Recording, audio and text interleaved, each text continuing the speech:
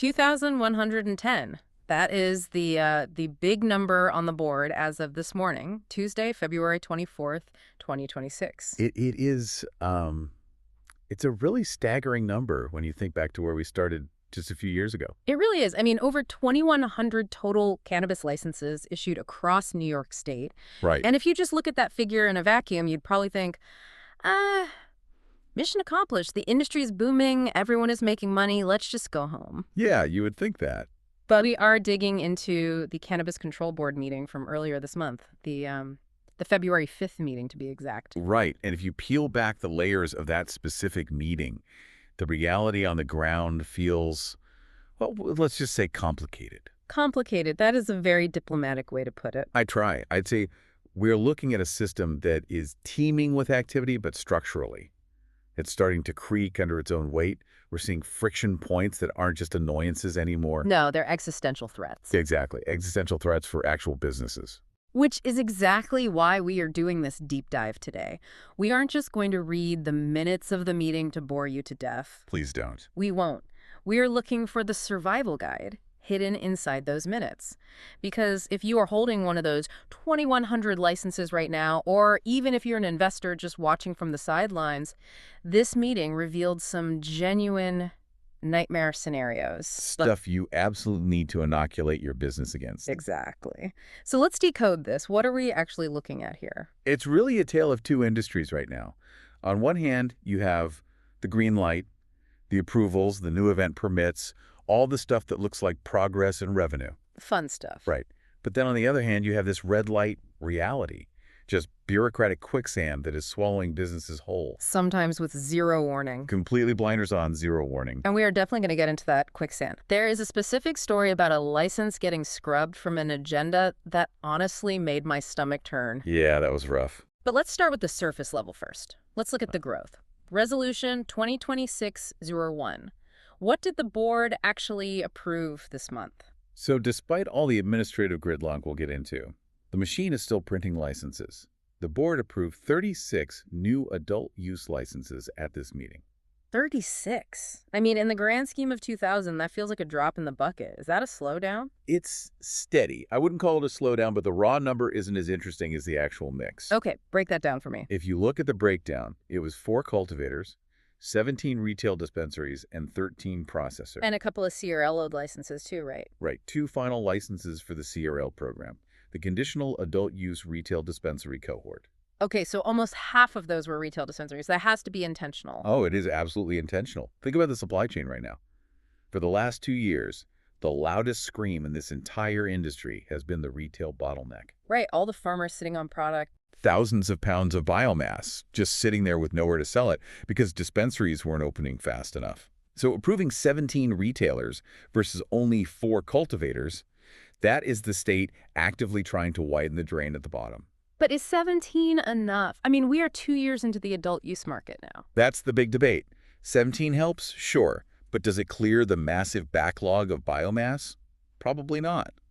However, look at the 13 processors. Yeah. That is arguably just as important as the retail number. Because they convert the raw flower into other stuff. Exactly. It's all about shelf stability. If you can't sell the flower fresh and you don't have enough processors to turn it into oil or vapes or edibles, that crop just rots. it becomes worthless. Yeah. So increasing processing capacity acts as a safety valve for the farmers who can't move their raw flower fast enough. It buys the entire supply chain time. Speaking of safety valves and finding new ways to move product, this leads us to the fun part of the meeting, or at least the part that offers a shiny new revenue stream. The cannabis event permits. Yes, this is huge, right? It's massive.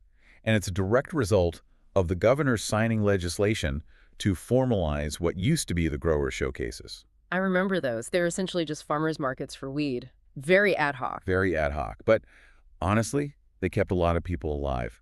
Now it's a formal event permit. The premise is pretty simple. If you are a licensed retailer, you can partner with a cultivator or a processor to sell products at a temporary event. Like concerts, county fairs, that kind of thing. Concerts, fairs, theatrical productions, you name it. So if I'm a brand and I can't get my product onto the shelf at a major dispensary because the purchasing managers are just ignoring my emails, which I hear happens constantly. Oh, every single day. Right. So I can effectively just build my own pop-up shop. In theory, yes. It bypasses the traditional gatekeepers entirely. You get to put your product directly in front of the consumer. Which is huge. It is critical. Shelf space in brick-and-mortar stores is becoming incredibly competitive. If you aren't a big multi-state operator or some local celebrity brand, you might get buried. These permits let you actually go to where the people are. But come on, this is New York. I assume you can't just set up a folding table and a cash box on a street corner in Brooklyn? No, absolutely not. There are strings attached, plenty of them. Lame on me. The permit is limited to 14 days max, and it's one event per permit, so you can't get a blanket summer 2026 concert tour permit. You have to apply for each specific engagement. Every single one. That sounds like a monumental paperwork headache. It is a total paperwork headache, but look at the alternative. If your revenue is completely flat because you have zero shelf space, filling out a permit application is a very small price to pay. Fair point. It's a vital lifeline for the smaller brands getting squeezed out of prime retail real estate. It allows you to build a brand following in the wild. Okay, so that's the opportunity side. New licenses are flowing, event permits are open, that's the green light. Now we need to look at the maintenance phase. Because if you were part of that first wave of licensees 2 years ago, your honeymoon period is officially over. It is over. We have hit the 2-year mark. Resolution 2026-03 marked the very first round of adult use renewals. And this is where things get really technical. Technical and, honestly, a little dangerous for the unprepared. Let's talk about the window. I feel like in every bureaucratic system, there is a Goldilocks zone for paperwork. Too hot, too cold. Precisely. The rule is very strict. You must submit your renewal application no fewer than 60 days and no more than 120 days before your license actually expires. So if I'm an eager beaver and I want to submit 6 months early, Rejected, they simply won't look at it. and if I procrastinate and submit 45 days out, You are in big trouble. You risk a complete lapse in licensure. And we will see exactly why that is terrifying in a minute when we discuss the scrub licenses. But the timing wasn't even the biggest red flag at this meeting. The board spent a surprising amount of time criticizing the quality of the renewal applications, specifically the Community Impact Plan. the CIP. I think for a lot of operators, this feels like the essay portion of the SATs. You know, you write 500 words on how much you love your neighborhood, you hit spell check, and then you move on to the real business. And that exact attitude is what is getting people flagged right now.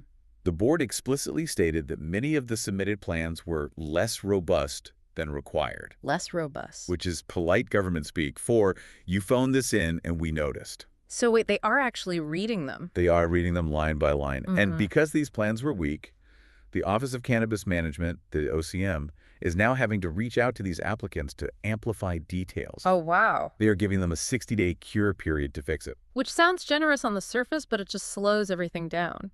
It throws sand in the gears. If you already stressed about your license expiring, do you really want to be caught in an email chain with the regulator about your community engagement strategy? No. What does a robust plan actually look like then? Did they give